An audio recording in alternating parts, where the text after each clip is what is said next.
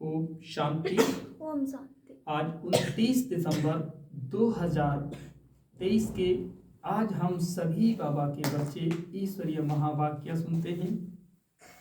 आज बाबा क्या कहते हैं मीठी लाइन में कि मीठे बच्चे प्रश्नों में मूझ ना छोड़, मन मनाभव रहो, बाप और वर्षे को याद करो, पवित्र बनो और बनाओ। ये थी बाबा की हेडलाइन, मीठी हेडलाइन। आज का प्रश्न है कि शिव बाबा तुम बच्चों से अपनी पूजा नहीं करवा सकते, क्यों? बाबा कहते हैं मैं तुम बच्चों का मोस्ट ओबीडियंट सर्वेंट हूं। तुम बच्चे मेरे मालिक हो, मैं तो तुम बच्चों को नमस्ते करता हूं। बाप है निरंकारी और बच्चों को भी बाप समान बनना है। मैं तुम बच्चों से अपनी पूजा कैसे कराऊंगा? मेरे पैर नहीं हैं जिसको तुम धुलाई करो, तुम्हें तो खुदाई खिदमतगार बन विश्व की सेवा करनी है। आज का गीत है निर्बल की लड़ाई बलवान की, जैसे एक कहानी है दिए और तूफान की। ओम शांति। निराकार शिव भगवान वच, शिव बाबा निराकार है और आत्माएं जो शिव बाबा कहती हैं वह भी असल में निराकार है। निराकार दुनिया में रहने वाले हैं, यहाँ पाठ बजाने के लिए साकार बने हैं। अब हम सबको तो पैर हैं, श्री कृष्ण को भी पांव हैं, पैर पूछते हैं ना। शिव बाबा कहते हैं मैं तो ओबीडिएंट सर्वेंट, मेरे पैर नहीं है, नहीं तो तुमसे पैर धुलवाऊं व पूजा कराऊं। सन्यासी पैर धुलाते हैं ना, गृहस्थी लोग जाकर उनके पैर धोते हैं। पैर तो मनुष्यों के हैं, शिव बाबा को तो पैर ही नहीं है जो तुमको पैर की पूजा करनी पड़े। यह है पूजा की सामग्री। बाप कहते हैं मैं ज्ञान का सागर हूं, मैं अपने बच्चों से कैसे पैर धुलाऊंगा? बाप तो कहते हैं वंदे मातरम, माताओं को फिर क्या कहना है? हाँ, खड़े होकर कहेंगे शिव बाबा नमस्ते, जैसे सलाम वालेकुम कहते हैं ना, सो भी बाप को पहले नमस्ते करना पड़ता है। कहते हैं आई एम मोस्ट ओबीडियंट, बेहद का सर्वेंट हूं, निराकार और निरहंकारी कितना हूं। पूजा की तो बात ही नहीं। मोस्ट बिलवेड चिल्ड्रन जो मिल्कियत के मालिक बनते हैं उनसे कैसे पूजा कराएंगे? हाँ, छोटे बच्चे बाप के पांव पड़ते हैं क्योंकि बाप बड़ा है। वास्तव में परंतु वास्तव में तो बाप बच्चों का भी सर्वेंट है। बच्चे जानते हैं बच्चों को माया बहुत तंग करती है, बहुत कड़ा पाठ है, बहुत अपार दुख अजुन आने वाले हैं। ये सारी बेहद की बात है, तभी बेहद का बाप आते हैं। बाप कहते हैं मैं दाता एक ही हूं, अन्य किसी को भी दाता नहीं कह सकते। बाप से सब मांगते हैं, साधु लोग भी मुक्ति मांगते हैं। भारत के गृहस्थी लोग भगवान से जीवन मुक्ति मांगते हैं। तो दाता एक हो गया ना। गाया हुआ भी है सब का सब गति दाता एक। साधु लोग जब खुद ही साधना करते हैं तो औरों को फिर गति सदगति कैसे दे सकते हैं? मुक्ति धाम और जीवन मुक्ति धाम दोनों का प्रोप्राइटर एक ही बाप है। वह अपने समय पर आते हैं एक ही बार और सभी जन्म मरण में आते रहते हैं। यह एक ही बार आते हैं जबकि रावण का राज्य खत्म होना है, उसके पहले आ नहीं सकते। ड्रामा में पार्ट ही नहीं है। तो बाप कहते हैं तुमने मेरे द्वारा मुझे अब पहचाना है, मनुष्य नहीं जानते तो सर्वव्यापी कह दिया है। अभी तो रावण राज्य है, भारतवासी ही रावण को जलाते रहते हैं, तो सिद्ध है कि रावण राज्य भारत में है, राम राज्य भी भारत में है। यह बातें राम राज्य स्थापन करने वाला ही समझाते हैं। कि कैसे अब रावण राज्य है, ये कौन समझाते हैं? निराकार शिव भगवान वाच। आत्मा को शिव नहीं कहेंगे, आत्माएं हैं सब शालिग्राम। शिव एक को ही कहा जाता है, शालिग्राम तो अनेक होते हैं। यह रुद्र ज्ञान यज्ञ, यह ब्राह्मण लोग जो यज्ञ रचते हैं उसमें एक बड़ा शिवलिंग है और छोटे छोटे शालिग्राम बनाकर पूजा करते हैं। देवियों आदि की पूजा तो वर्ष वर्ष होती है, यह तो रोज मिट्टी के बनाते हैं और पूजा करते हैं। रुद्र का बड़ा मान होता है। शालिग्राम कौन है वह तो जानते नहीं। तुम शिव शक्ति सेना पतितों को पावन बनाती हो, शिव की पूजा तो होती है, शालिग्राम कहाँ जाए? तो बहुत मनुष्य रुद्र ज्ञान यज्ञ रच शालिग्रामों की पूजा करते हैं। शिव बाबा के साथ बच्चों ने भी मेहनत की है। शिव बाबा के मददगार हैं, उन्हों को कहा जाता है खुदाई खिदमतगार। खुद निराकार भी जरूर कोई शरीर में आएंगे ना। स्वर्ग में तो खिदमत की दरकार नहीं। शिव बाबा कहते हैं देखो यह मेरे खिदमतगार बच्चे हैं, नंबरवार तो है ना, सबकी पूजा तो कर न सके। यह यज्ञ भी भारत में ही होते हैं, यह राज बाप ही समझाते हैं। ये ब्राह्मण लोग व सेठ लोग थोड़े ही जानते हैं। वास्तव में यह है रुद्र ज्ञान यज्ञ। बच्चे पवित्र बन भारत को स्वर्ग बनाते हैं। ये बड़ी हॉस्पिटल है जहां योग द्वारा हम एवर हेल्दी बनते हैं। बाप कहते हैं मुझे याद करो। देह अहंकार पहला नंबर विकार है जो योग तोड़ता है। बॉडी कॉन्सेंस होते हैं, बाप को भूलते हो तभी फिर और विकार आ जाते हैं। यह योग निरंतर लगाना बड़ी मेहनत है। मनुष्य श्री कृष्ण को भगवान समझ उनकी पूजा करते हैं, परंतु वह पतित पावन तो है नहीं जो उनके पैर पूजे जाएं। शिव तो है ही बिगर पांव, वह तो आकर माताओं को सर्वेंट बनते हैं और कहते हैं बाप और स्वर्ग को याद करो तो फिर तुम 21 जन्म तक राज्य करेंगे। 21 पीढ़ी गाई हुई है और धर्मों में नहीं गाई जाती। किसी भी धर्म वालों को 21 जन्म स्वर्ग की बादशाही नहीं मिलती। यह भी ड्रामा बना हुआ है। देवता धर्म वाले जो और धर्मों में मिक्स हो गए हैं वह फिर निकल आएंगे। स्वर्ग के सुख तो अपरंपार हैं। नई दुनिया नए मकान में अच्छा सुख होता है, थोड़ा पुराना होने में कुछ न कुछ दाग हो जाते हैं, फिर रिपेयर किया जाता है। तो जैसे बाप की महिमा अपरंपार है वैसे स्वर्ग की महिमा भी अपरंपार है, जिसका मालिक बनने का तुम पुरुषार्थ कर रहे हो और कोई स्वर्ग का मालिक बना न सके।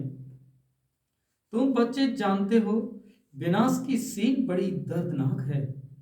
उनके पहले बाप से वर्षा ले लेना चाहिए। बाप कहते हैं अब मेरे बनो अर्थात ईश्वरीय गोद लो। शिव बाबा बड़ा है ना तो तुमको प्राप्ति बहुत है। स्वर्ग के सुख अपरंपार हैं, नाम सुनते ही मुख पानी होता है। कहते हैं भी फलाना स्वर्ग पधारा। स्वर्ग प्यारा लगता है ना, तो यह तो है ही नर्क। जब तक सतयुग न हो तब तक स्वर्ग में कोई जा न सके।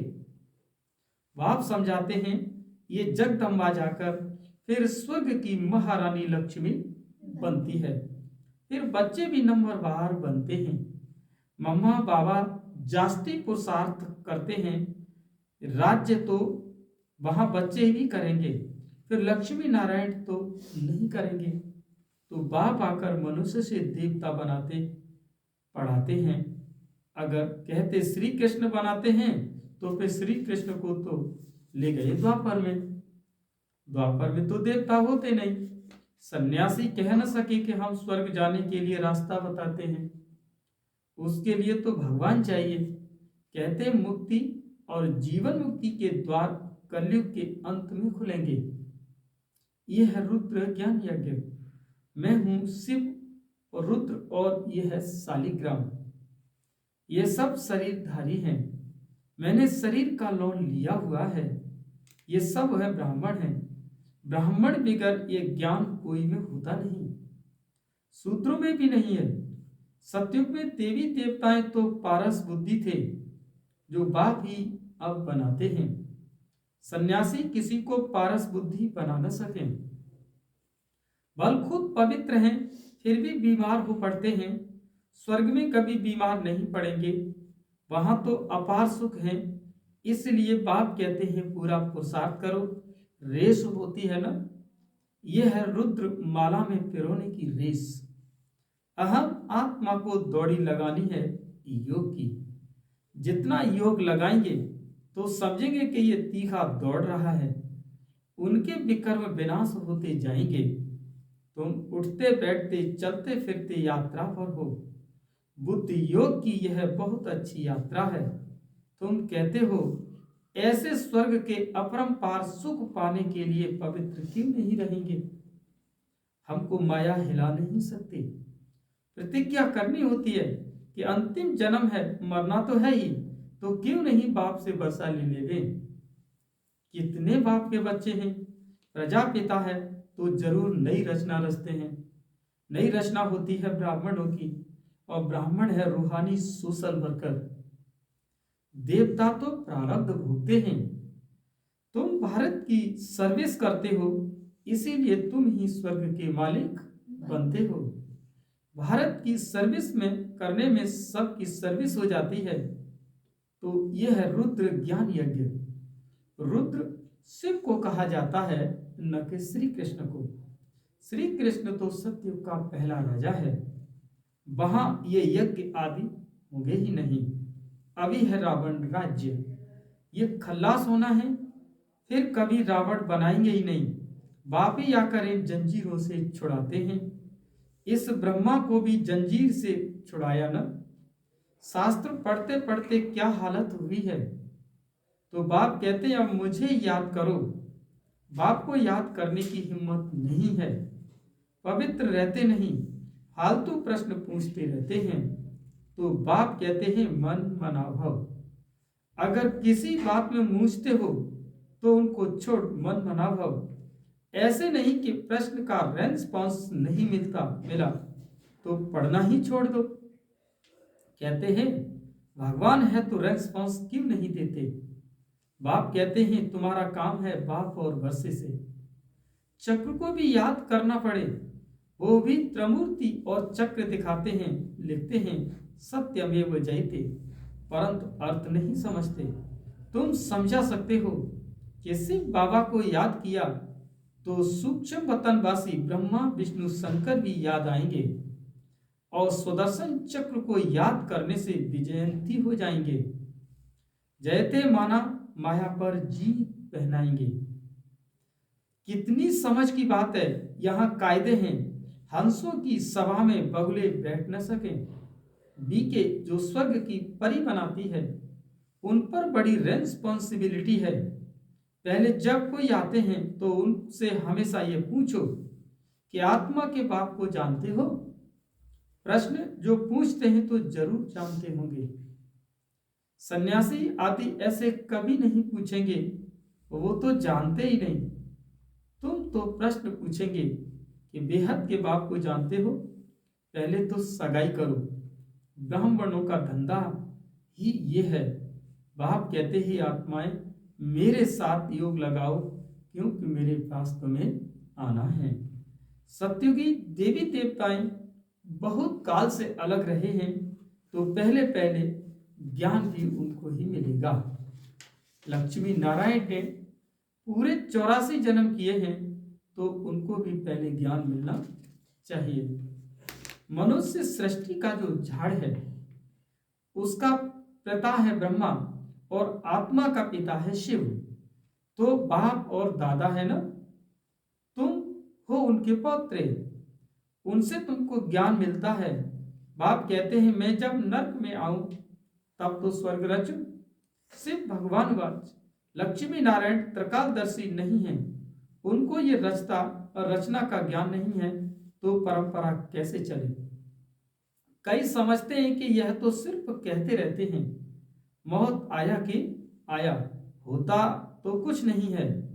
इस पर एक मिसाल भी है ना, उसने कहा शेर आया परंतु शेर नहीं आया। आखिर एक दिन शेर आ गया और सारी बकरियों को खा गया। यह बातें सब यहाँ की हैं। एक दिन काल खा जाएगा, फिर क्या करेंगे। भगवान का कितना भारी यज्ञ है, परमात्मा के सिवाय तो इतना बड़ा कोई यज्ञ रच न सके। ब्रह्मा पंसी ब्राह्मण कहलाकर पवित्र न बना तो ये मरा। शिव बाबा से प्रतिज्ञा करनी होती है, मीठा बाबा स्वर्ग का मालिक बनाने वाला बाबा मैं तो आपका हूं, अंत तक आपका होकर रहूंगा। ऐसे बाप को अथवा साजन को फारकती दी तो महाराजा महारानी बन नहीं सकते वे। अच्छा, मीठे मीठे सिकी लधे बच्चों प्रति माता पिता बाप दादा का याद प्यार और गुड मॉर्निंग। रूहानी बाप की रूहानी बच्चों को नमस्ते। हम सभी बच्चों की माता पिता बाप दादा को याद प्यार गुड मॉर्निंग, नमस्ते नमस्ते नमस्ते। शुक्रिया बाबा, शुक्रिया। आप सुनते हैं धारणा के लिए मुख्य सार। पहला पॉइंट है कि सच्चा खुदाई खिदमतगार बन भारत को स्वर्ग बनाने में बाप को पवित्रता की मदद करनी है, रूहानी सोशल वर्कर बनना है। दूसरा, किसी भी प्रकार के प्रश्नों में मूझकर पढ़ाई नहीं छोड़नी है, प्रश्नों को छोड़ बाप और वर्षे को याद करना है।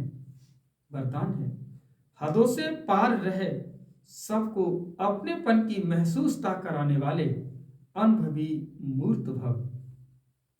जैसे हर एक के मन से निकलता है मेरा बाबा, ऐसे सभी के मन से निकले कि ये मेरा है, बेहद का भाई है, या ये बहन है, दादी दीदी है, दादी है, कहाँ भी रहते हो लेकिन बेहद सेवा के निमित्त हो।